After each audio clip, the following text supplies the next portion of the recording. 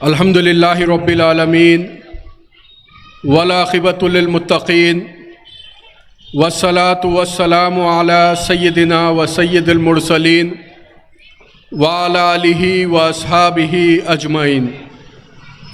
اما بعد فاعوذ باللہ من الشیطان الرجیم، بسم اللہ الرحمن الرحیم۔ قال اللہ تعالی فی القرآن المجید والفرقان الحمید، وما ارسلناک الا رحمۃ للعالمین۔ صدق اللہ و مولانا العظیم وصدق رسولہ النبی الکریم الامین، ونحن علی ذلک من الشاہدین والشاکرین، والحمد للہ رب العالمین۔ وقال اللہ تعالی فی شان حبیبہ،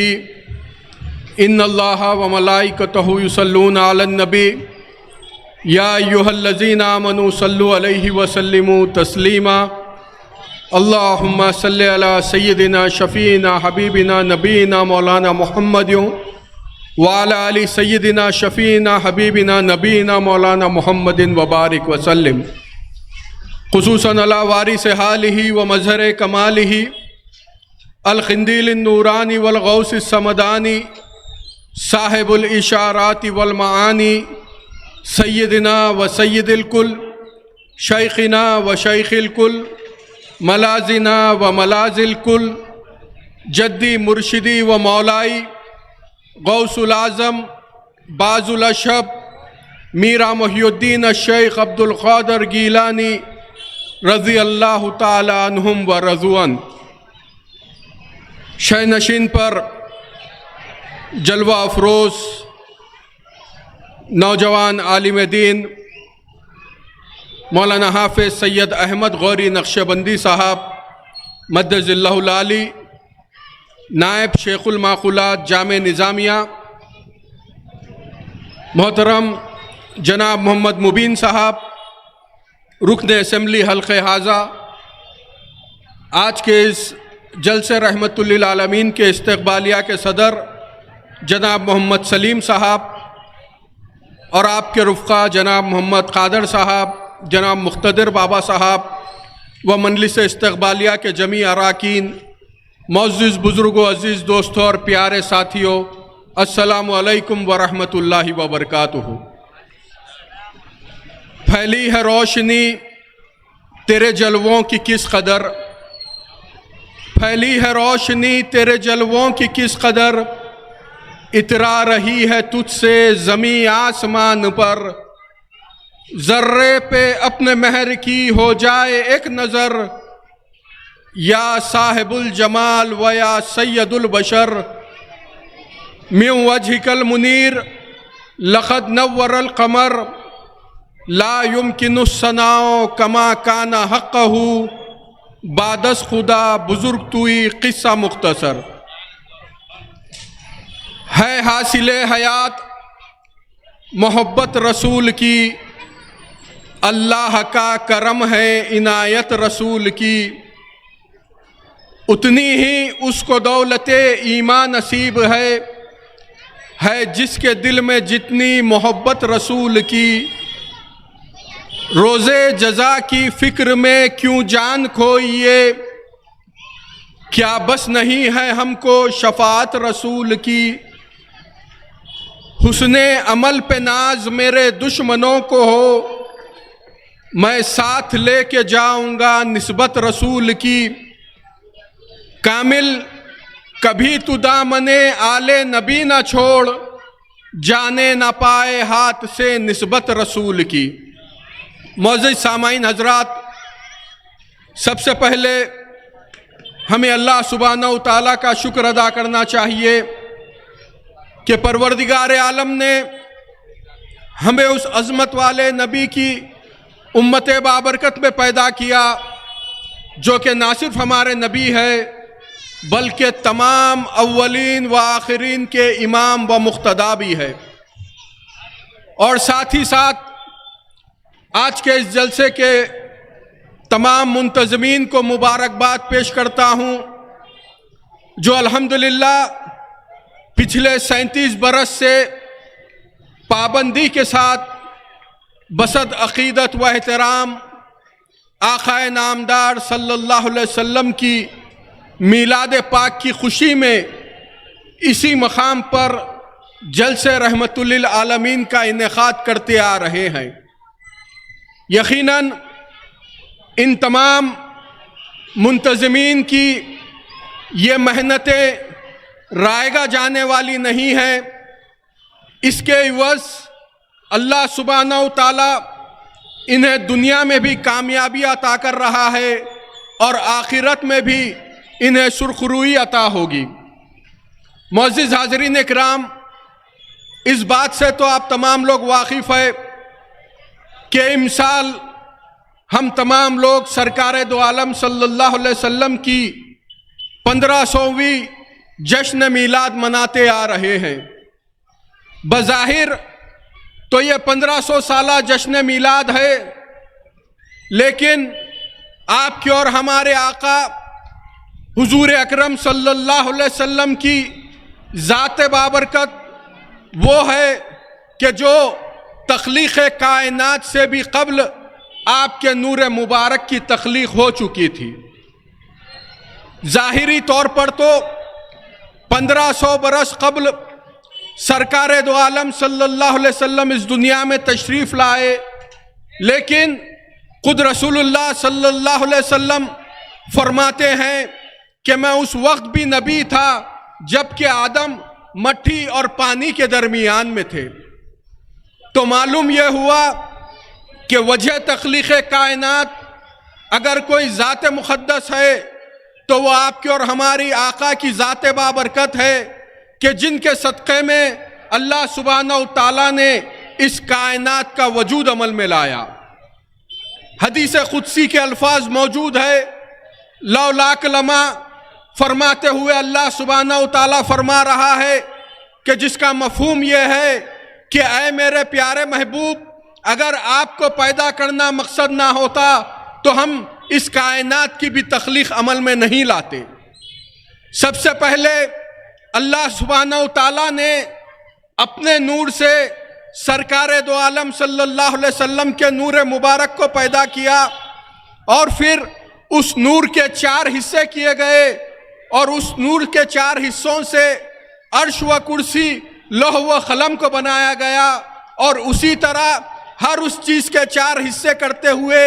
اس کائنات میں چاہے وہ زمین ہو، چاہے آسمان ہو، چاہے وہ شجر ہو، چاہے وہ حجر ہو، چاہے وہ پرند ہو، چاہے وہ جن ہو یا چاہے وہ انس ہو، ان تمام کی تخلیق عمل میں لائی گئی۔ سرکار دو عالم صلی اللہ علیہ وسلم سید الانبیاء ہے، افضل الانبیاء ہے کہ جن کی امت میں پیدا ہونے کے لیے انبیاء کرام بھی تمنائیں اور دعائیں کیا کرتے تھے۔ جب اللہ کے کلیم حضرت موسیٰ علیہ السلام کو امت محمدیہ کے مرتبے اور مقام کے بارے میں معلوم ہوا تو آپ نے اللہ سبحانہ و تعالیٰ سے دعا کی کہ اے پروردگار، کیا ہی اچھا ہوتا کہ تو مجھے اپنے محبوب محمد صلی اللہ علیہ وسلم کا امتی بنا کر اس دنیا میں بھیجتا۔ تو آپ کا اور ہمارا وہ مقام ہے کہ جس امت میں پیدا ہونے کے لیے انبیاء اکرام دعائیں اور تمنائیں کیا کرتے تھے، اللہ سبحانہ و تعالیٰ نے آپ کو اور ہم کو اس شرف سے، اس اعزاز سے نوازا کہ اللہ سبحانہ و تعالیٰ نے سرکار دو عالم صلی اللہ علیہ وسلم کے دامن اقدس سے ہم سب کو وابستہ کیا، اور جو کچھ بھی ہمیں عطا ہوا ہے وہ صرف اور صرف حضور پاک صلی اللہ علیہ وسلم کی صدقے اور طفیل میں عطا کیا گیا ہے۔ چاہے وہ ایمان کی دولت ہو، چاہے وہ مقدس کتاب قرآن ہو، چاہے وہ رمضان کا مہینہ ہو، جو کچھ بھی نعمتیں اللہ سبحانہ و تعالیٰ کی جانب سے ہمیں عطا کی گئی، اور اگر ہم اپنا محاسبہ کریں گے تو یہ بات ہمارے سمجھ میں آ جائے گی کہ نہ ہی ہم میں کوئی ایسی خوبی ہے، نہ ہی ہم میں کوئی ایسا کمال موجود ہے کہ ہم اللہ سبحانہ و تعالیٰ کے ان نوازشات کے مستحق قرار پاتے۔ ہاں، اگر کوئی چیز ہے، ہم میں کوئی خوبی ہے، ہم میں کوئی کمال ہے، تو وہ صرف اور صرف سرکار دو عالم صلی اللہ علیہ وسلم کی داغ غلامی ہے، کہ جس کی وجہ سے، جس کی بدولت اللہ سبحانہ و تعالیٰ نے ہم تمام کو خیر امت کے لقب سے یاد فرمایا ہے۔ بے شمار انبیاء اکرام گزرے ہیں، کم و بیش 1,24,000 کی تعداد بتائی جاتی ہے، لیکن ان میں سے کسی بھی نبی یا رسول کی امت کو اللہ سبحانہ و تعالیٰ نے خیر امت کے لقب سے سرفراز نہیں فرمایا۔ یہ صرف اور صرف آپ کو اور ہمیں یہ اعزاز ملا ہے، اور یہ سرکار دو عالم صلی اللہ علیہ وسلم کے مقدس نالین کے صدقے میں ملا ہے کہ اللہ تعالیٰ نے قرآن مجید جیسی مقدس کتاب میں ہم تمام کو خیر امت کے لقب سے یاد کیا ہے۔ معزز حاضرین کرام، اللہ سبحانہ و تعالیٰ کی بارگاہ میں ہم جتنا بھی ہدیہ تشکر ادا کریں گے کم ہوگا، کہ اللہ تعالیٰ نے ہمیں ایک ایسے نبی محتشم صلی اللہ علیہ وسلم کی امت میں پیدا کیا ہے جو نہ صرف ہمارے نبی ہے بلکہ تمام انبیاء اور مرسلین کے امام و مقتدا بھی ہے۔ اور حاضرین اکرام، ماہ ربیع الاول شریف کا مہینہ ہے، اختتام کی طرف رواں دوا ہے، 1 ہفتہ رہ چکا ہے۔ ہمیں چاہیے کہ ان لمحات کو غنیمت جانے۔ سرکار دو عالم صلی اللہ علیہ وسلم کی آمد کا مہینہ ہے۔ آپ کی عشق میں، آپ کی محبت میں ہمیں چاہیے کہ اس مہینے میں جتنا ہو سکے آقا دو جہاں صلی اللہ علیہ وسلم کی بارگاہ میں درود شریف کا نذرانہ پیش کرتے رہے۔ ویسے ہی درود شریف ایک بہترین اور فضیلت والی عبادت ہے کہ جس کے تعلق سے بے شمار احادیث شریف موجود ہے۔ درود شریف بتلایا گیا ہے کہ درود شریف پڑھنے سے گھر میں برکتوں کا نزول ہوتا ہے، تنگ دستی سے چھٹکارا حاصل ہوتا ہے، بیماریوں سے شفا ملتی ہے، پریشانیوں سے چھٹکارا ملتا ہے، اور سب سے اہم چیز رسول اللہ صلی اللہ علیہ وسلم کا قرب خاص ہمیں حاصل ہوتا ہے۔ جتنا وقت ہو سکے درود شریف پڑھتے رہیے۔ ایک حدیث شریف میں موجود ہے، صحابی رسول حضرت ابی ابن کعب رضی اللہ تعالیٰ عنہ نے فرمایا کہ ایک مرتبہ رسول اللہ صلی اللہ علیہ وسلم کی بارگاہ اقدس میں دریافت کیا کہ یا رسول اللہ صلی اللہ علیہ وسلم، میرا یہ معمول رہا ہے کہ جب کبھی ذکر و اذکار کرتا ہوں تو اس میں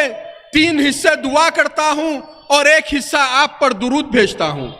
یا رسول اللہ، مہربانی فرما کر مجھے بتلائیے میرا یہ طرز عمل کیسا ہے؟ سرکار دو عالم صلی اللہ علیہ وسلم نے ارشاد فرمایا کہ ٹھیک ہے، مگر مجھ پر درود بھیجنے میں اور اضافہ کیا کرو۔ پھر وہ صحابی رسول نے عرض کی کہ یا رسول اللہ، اگر میں 2 حصے دعا کروں اور 2 حصے آپ پر درود بھیجتی ہوں تو کیسا ہوگا؟ پھر میرے آقا نے فرمایا کہ ٹھیک ہے، لیکن مجھ پر درود بھیجنے میں اور اضافہ کیا کرو۔ پھر صحابی رسول نے عرض کی کہ یا رسول اللہ، اگر میں 3 حصے آپ پر درود بھیجوں اور 1 حصہ دعا کروں تو کیسا ہوگا؟ میرے آقا نے فرمایا کہ ٹھیک ہے، لیکن مجھ پر درود بھیجنے میں اور اضافہ کیا کرو۔ آخر میں صحابی رسول نے عرض کی کہ یا رسول اللہ، اگر میں صرف آپ کی بارگاہ میں درود ہی بھیجتا رہوں اور دعا نہ کروں تو کیسا ہوگا؟ تو رسول اللہ صلی اللہ علیہ وسلم نے فرمایا کہ اگر تم ایسا کرو گے تو اللہ سبحانہ و تعالیٰ تمہیں وہ سب کچھ چیزیں عطا کرے گا جو تم اس سے مانگنا چاہتے تھے، اور وہ بھی عطا کرے گا جو تم اس سے مانگ نہیں سکے اور تمہارے حق میں بہتر ہے۔ تو یہ درود شریف کی بے شمار فضیلتیں ہیں، اور ایک مقام پر حضرت کامل شتاری علیہ رحمہ نے بھی اس سلسلے میں کیا خوب فرمایا۔ فرماتے ہیں کہ ہے یہ درود ایک بہتر عبادت، کیا پوچھتے ہو اس کی کرامت؟ ہے یہ درود ایک بہتر عبادت، کیا پوچھتے ہو اس کی کرامت؟ ہاتھ آ گیا ہے کیا خوب منتر، صلی اللہ علیہ وسلم۔ وآخر الدعوانا ان الحمدللہ رب العالمین۔